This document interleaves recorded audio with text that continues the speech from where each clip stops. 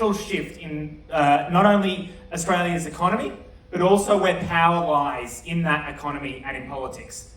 And surprise, surprise, that's going to make the mining industry very, very upset, extremely upset. And so the two things that I wanted to talk to about tonight is how do mining corporations wield power over Australian politics? You heard Larissa talk about the revolving door and donations. And then secondly, I wanted to briefly talk about how we're going to build power in our own way.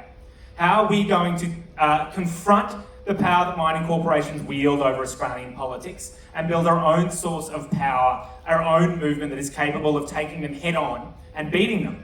Because really that is what it is going to take to enact the sort of plan that we've been talking about tonight. So those are the two quick questions that hopefully we'll be able to answer tonight.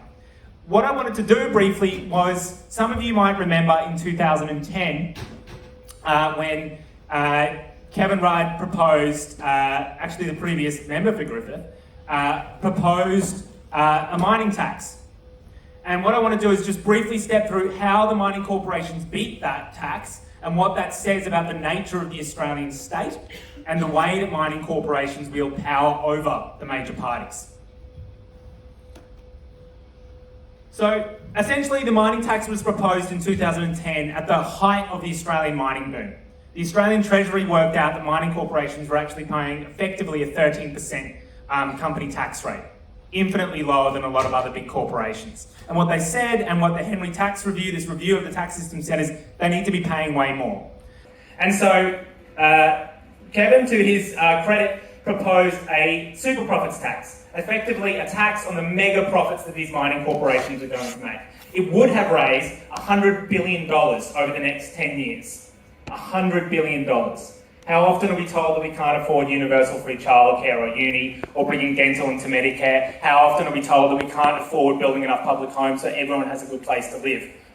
Look back at that moment and talk about that $100 billion. There is always money and wealth in this country to ensure everyone has what they need to live a good life. What we need to talk about and figure out is, why does it keep getting put in the hands of those mining billionaires? So you all probably saw the media, some of you probably saw the media campaign. I was quite young. I remember seeing ads in movie theatres with these very lovely looking miners saying, if this tax gets enacted, then everything will be destroyed in Australia. Which is effectively just like functionally a very small tax increase on mining corporations, but the sky is going to cave in. And I still remember at the time being like, wow, this is weird. But I want to focus on two things that they did, which is incredible. The degree to which they were able to infiltrate the Labor Party and leverage their existing connections within it, and the enormous monetary power they brought to bear on the Australian state and the threat that they used. So, one thing that happened when that mining tax was proposed, and this is quite strange at the time, is that it emerged and was announced rather abruptly. You probably heard about the kitchen cabinet, or a small cabal of people around Kevin Rudd that often just announce policies out of without the rest of cabinet or caucus, and that is the rest of Labor's ministers knowing. Now, at the time, that was speculated it was partly dysfunction, it's true, but very fascinatingly, Lindsay Tanner, the finance minister at the time, later said that often this was happening because they weren't sure that they could keep any of the policies that they were formulating around a mining tax confidential. And here's why. Because Labor's cabinet and caucus was full of people with very clear connections to the mining industry. I just wanted to focus on three. Martin Ferguson, who was then the Minister for Resources and Energy, was so connected to the mining industry that he was actually locked out of planning this mining tax, despite the fact that he was one of the relevant ministers. The 6 months after he stepped down as he retired from politics, he went on to become an advisor to the Australian Petroleum Production and Exploration Association, and then also became the head of natural resources for Seven Group Holdings. Then we go on to Gary Gray, who was also in cabinet. And here's what's the crazy thing. This guy went the other way. In 2007, he stepped down from his very neutral job as Director of Corporate Affairs at Woodside, one of the biggest gas corporations in Australia and became a federal member of Labor Party. He, in fact, then followed Martin Ferguson as the Minister for Resources and Energy. At the same time, Jeff Walsh, who was then, at the time, in 2010, while this fight was going on between the mining industry and the government, was the head of public affairs at BHP Billiton. Now, he was meeting with senior Labor figures. This is really well recorded, by the way, if you do want to read about this, by a brilliant author called Lindy Edwards, writing a brilliant academic in Australia who wrote an incredibly investigative piece called Corporate Power in Australia. So note that down if you want to read more about this. He was presenting neutral polling to senior Labor figures and strategists at the time, explaining to the Labor Party why they needed to back down. Such was the pressure being brought to bear that a good section of Rudd's 2007 campaign team was hired by the mining industry to carry on that lobbying campaign. What you are seeing, and why Adam talks so much and Larissa talks so much about the balance of power, and I'll go into this more, is because what has become clear over the last 10 to 20 years is the institutional degradation of our major political parties to the point where they functionally act as representatives of the mining industry. And this is the power plays, and this is the sort of functional way that it occurs. The other thing that they did, and it's worth noting that the three mining corporations that led the fight against this, BHP, Xstrata, which is a Swiss multinational company, and Rio Tinto, their global operations were worth more than the size of the Australian federal budget, about 1/3 of Australia's GDP. They could bring to bear an enormous amount of wealth and power. And they threatened investment or capital strikes. So that the moment this tax was proposed, you know what they said? They turned around and said, well, we're just going to shut all our mining projects down then.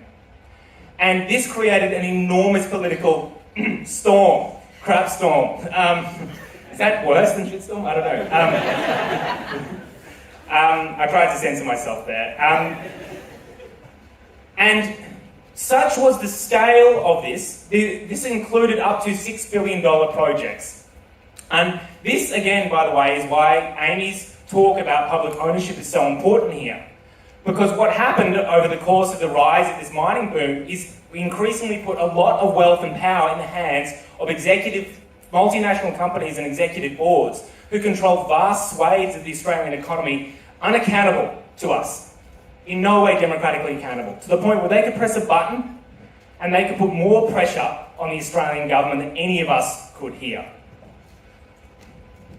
Here's Xstrata, by the way, and this is reported at the time, threatening putting a $500 million project. Specifically, this is how it was reported at the time in mining corporations' own publications, specifically because of the tax. And here's what happened next. And this is really, sad, but also crucial to think about.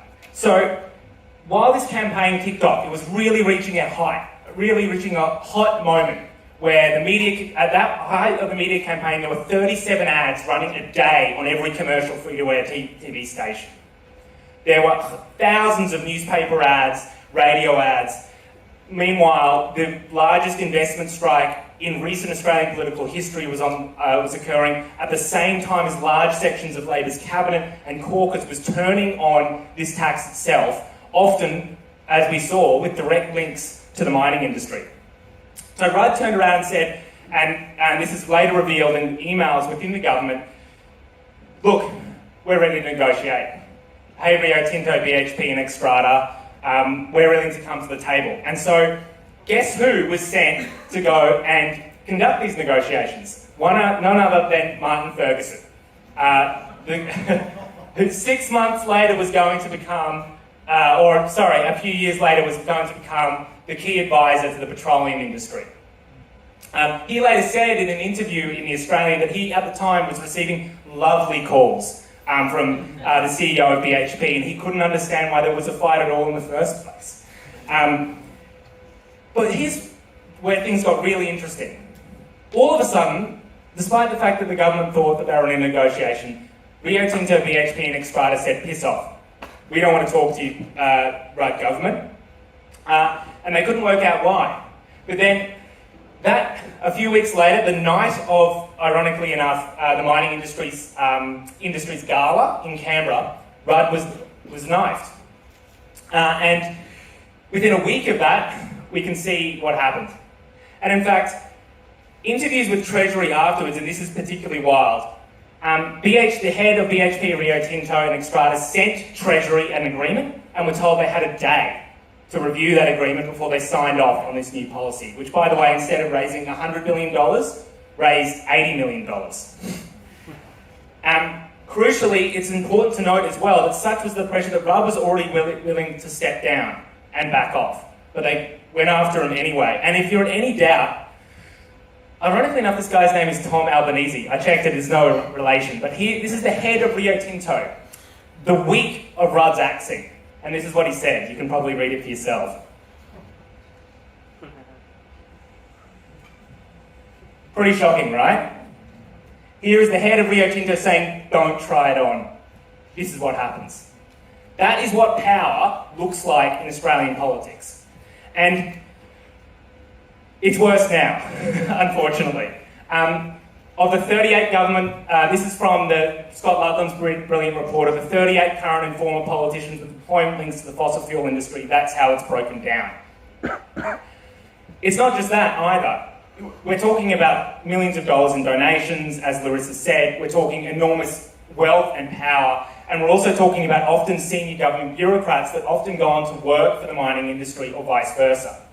This isn't so much state capture so much as the nature of the Australian state and government is geared towards serving the interests of the mining industry.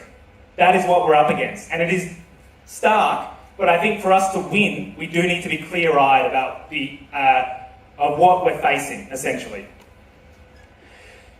And here's why I think Adam and Larissa's points were so crucial, because every single representative, whether it be in the lower house there or in the Senate, is someone independent of that power structure. Why the Greens were able to achieve so much in 2010 was because they dragged power away from the Labor and Liberal Party and they brought it into Parliament. With people that didn't plan, I don't particularly think that Larissa and Adam plan to go off and work for Xstrata after this. They don't go to the same parties, they don't take the donations, and they aren't part of that corporate political class that currently governs Australia. It is why, by the way, the Australian media hate the Greens with a frothy passion because they can't stand the fact. Similarly, Amy's experience in Parliament and the way the Labor Party treats Amy, they cannot stand the fact that people deign to be there and not take the same donations, not take the same jobs, and actually call for things that the Australian public wants.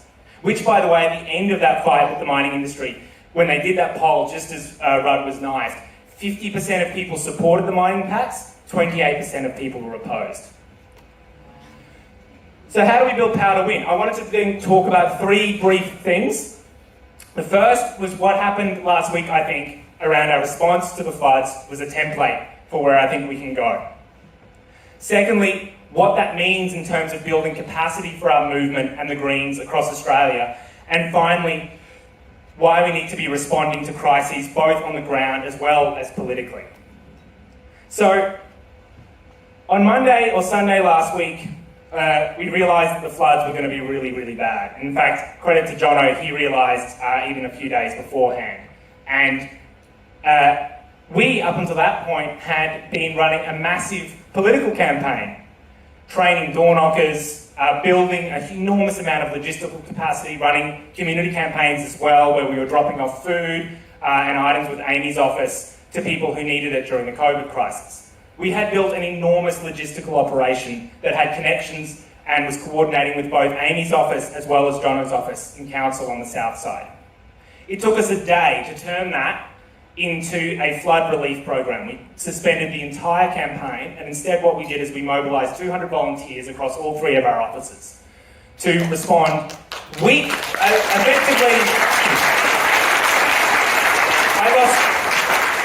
were in East Brisbane, Goodna, we were in Rocklea, we were in West End, we were in Norman Park.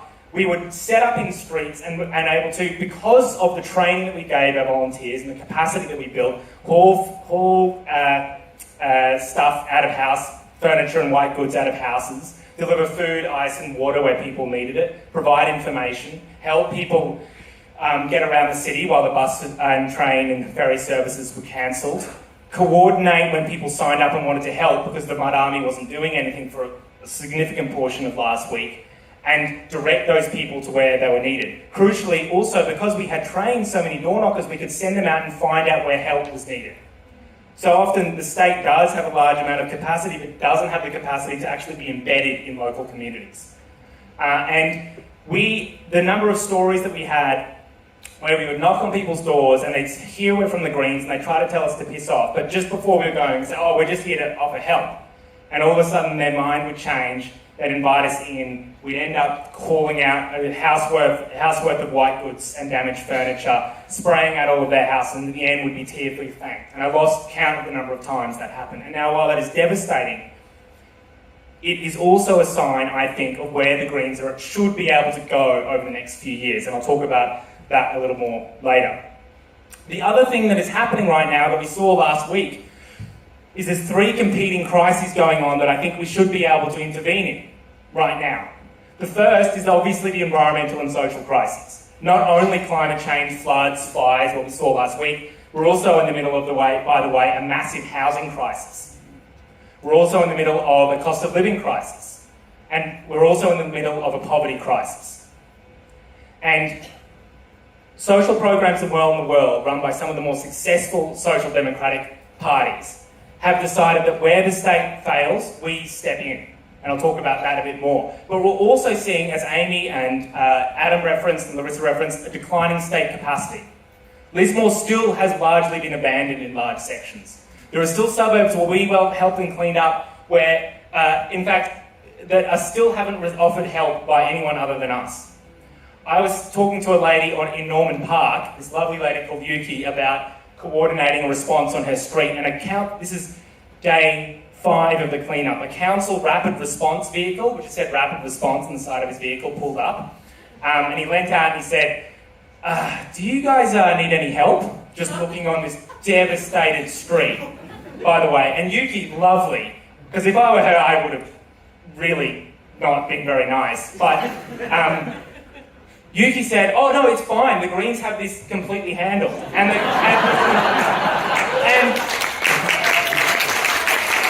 the council officers went like this. Oh, yeah, we've heard that a lot around here.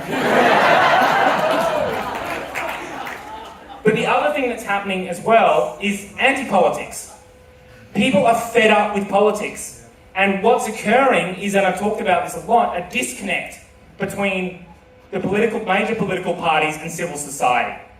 I won't go into exactly why we think that is happening here, but suffice to say it is happening. It manifests as distrust in politics, it manifests in votes for far-right parties, it manifests as volatile elections, but crucially what it means is people are losing confidence in the political system because it no longer delivers for them. And that's where we can intervene as well. And so a strategy that presented itself last week, that we thought about but became very real last week, is a combination of 3 self-reinforcing things.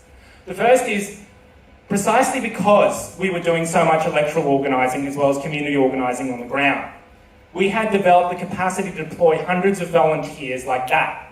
They were already trained in having meaningful conversations with people, with being respectful with people, with being able to have complex conversations where people maybe got upset or were distraught or in shock. And we could deploy hundreds of them across the city. The other thing that we were already doing was running a COVID community aid program. And those two things became self-reinforcing. So we were able to then roll out a massive, as I just talked about, community organising and welfare provision. But because we had also done the electoral organising, we'd already won Amy and Jono's seat. Without Amy and Jono's offices, there's no way we'd have been able to coordinate the response that we did across those 3 offices. And you're starting to get a picture that while there is the emerging climate and social crisis created by the system that we're currently dealing with, this form of capitalism that's currently functioning at the moment, declining trust in political institutions that gives us a chance of winning seats, and declining state capacity. And each one of these problems is also technically a chance for us to step into the breach and offer people help where they couldn't. Now, what that does is it's not just, and I think this is important to emphasise, this doesn't just help people materially. And I wrote this down one night, and I just wanted to read it out sort of verbatim, because we were learning so much last week about how we think we can respond to this. All of us were just having these heated conversations every night, even though we were exhausted after cleaning out entire streets. And I think establishing and building trust and social weight, welfare and extra-political organising is not just about the direct material support it provides, but about the sense of political, social belonging it generates between volunteers, and that's crucial, the community and the political institution that was providing that support, the Greens. Indeed, because it was organised via the Greens, the sense of solidarity, belonging and comradeship that we developed hasn't dissipated as individuals go back to their day jobs and ad hoc community groups dissolve, but instead has solidified around the Greens as an organisation and political institution, establishing relationships of trust and support that will endure. And this is crucial, because it's upon these foundations that I think the Greens can grow to expand that capacity to provide social and extra-political support. In electoral terms, this support often translates into votes, but crucially, as we win more electoral offices, this allows us to use these resources of those offices to further expand that community support, hence that positive feedback loop. But going all the way back to that story about the mining tax, what that capacity also does is allow us to stand up and fight when we need to. Because when those capital strikes come, when the mining corporation spent $25 million trying to stop us the next time we're in a position to implement something, if we are capable of leveraging that holistic political organisation where we have deep roots in communities and we're able to mobilise and people that they know and trust that we're there to deliver even when times are tough, then we can beat off those attacks. And so this isn't just about a story of building power, it's a story, and not just a story of building resilience. It's a story of building a political organisation that not only can win in the balance of power, but can win over the next 10 to 15 to 20 years. And that's the sort of story that we need to think about. And what was exciting about last week, while also devastating, was that the capacity for us to do that was clearly there. Literally the only thing holding us back is our capacity to organise that across the country. The last thing I just wanted to touch on is so often when we talk about climate change and we talk about taking on those big corporations, we're told that people aren't ready to come with us. And what was clear last week, and is clear in this political campaign and campaigns across Australia, or anyone who's door-knocked, by the way, is that is not the case. We know, for instance, that 72% of Australians already think that big business has too much power in this country. That poll was taken in 2019, the day of the Australian election, where apparently Australians conservatively voted for Scott Morrison. People didn't vote for Morrison or those far-right parties because they all ideologically agree with whatever the hell Scott Morrison believes in. They voted because often they didn't feel like there was any other option or hope or possibility of change. Crucially as well, the class dynamics of this is so often, and this is really crucial, this is opposition to the political system. So the proportion of people who think that the political system should be completely overhauled, this is a sample size of 10,000 people across Australia. The poorer and working class people are, the more likely it is that they are going to support that overhaul. And this is crucial when we start to think about the community organising that we're doing, the communities that we embed ourselves in, and who we form and build coalitions and alliances with. There is also a crucial class dynamic to this. And so what we're excited about in this Griffith campaign, and you'll hear us talk to any of us involved in this campaign, and we will be evangelical about it. We genuinely think we're building a template to change Australian politics organisationally. In not only how we, and I think in three key areas. One, in political education. The degree to which we've been able to train hundreds of people on how to have deep, complex, persuasive political conversations. Constantly updated by the feedback that we get up the door, constantly changing that training, constantly working out how we relate to people shifting politics and their social lives. The capacity now for this campaign will have to have 32,000 of those conversations, and the community organising capacity that we will have now, currently, to distribute food across the electorate, support and social welfare. And so, having said all that, we could develop this template, but if we lose, there's a degree to which some people might not think that necessarily all of this is going to work. And so we are campaigning like mad. Because it's really bloody close, people. It's really bloody close. And if we win on election night, I'm really bloody excited about getting in the balance of power, but I'm just as excited as about being able to stand up and say why we won. Because while I like to think that, I'm sure the candidate plays a bit of a role, it's really not much about me. It's about the movement and organisation of this campaign. And the first thing that we will do, if we get that 3.5% swing, get ahead of Labor and then win on preferences, is go and tell anyone who will listen about the template and campaign that we built. Because the plan that was talked about tonight is bloody brilliant. And if we do get in the balance of power, there's a lot that we're going to be able to do. But I'm also excited about what we're able to do over the next 10, 15, 20 years. And if we win, there will be people around this country who currently don't think there's much hope of change, who will realise and turn around and think, you know what? You can stand up to the mining corporations and win. You can stand up to millions of dollars in political donations organised through the major political parties and win. You can organise with your neighbours and in your communities and build resilience and power, the likes of which we've not seen for a long time. That's why we all asked you here tonight, not just to let you know about that plan, but because of our organisational and capacity building plan as well. And while the climate crisis is terrifying and devastating and tragic, it's also a signal to us that now's the time, if ever there was, to stand up and fight back. So thanks everyone for coming along. Thanks for tonight, and let's go win this election.